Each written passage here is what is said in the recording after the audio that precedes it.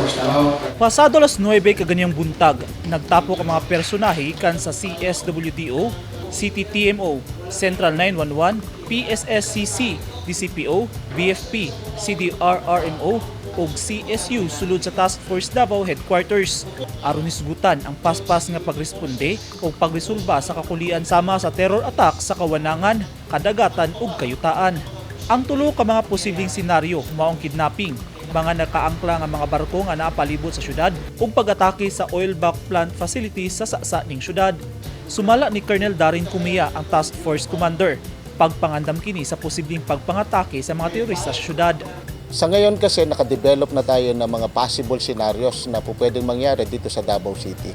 In fact, ang mga meeting na ginagawa natin ngayon ay paghahanda para dito sa mga scenarios kung paano natin i-address para nang sa ganon na meron na tayong insaktong plano.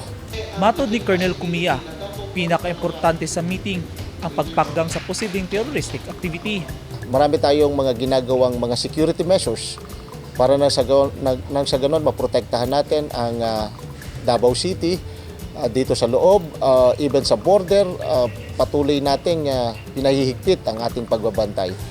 Itong mga ginagawa nating pagpaplano, para lang ito doon sa mga posibleng mangyari in the event na merong makalusot dito sa Davao City.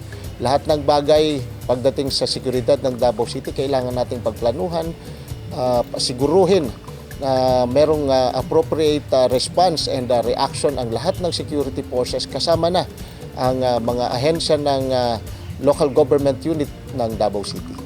Aron mahanas pa ang mga otoridad ug mga residente sa angay buhaton, ikatakdang magpahigayon og simulation exercise ang TF Davao. Gani tungod sa pagbantay sa mga sundalo sa TF Davao, ana-ana sa 27 ka mga individual ang ilang naharang sa checkpoint na nagpalusot og kontrabando sama sa illegal nga droga. Tulo ang naharang sa pagpatuman sa Comelec gun ban. Nagpabiling hugot ang koordinasyon sa TF Davao ug DCPO sa pagpatuman sa kahapsay ug kalinaw sa syudad.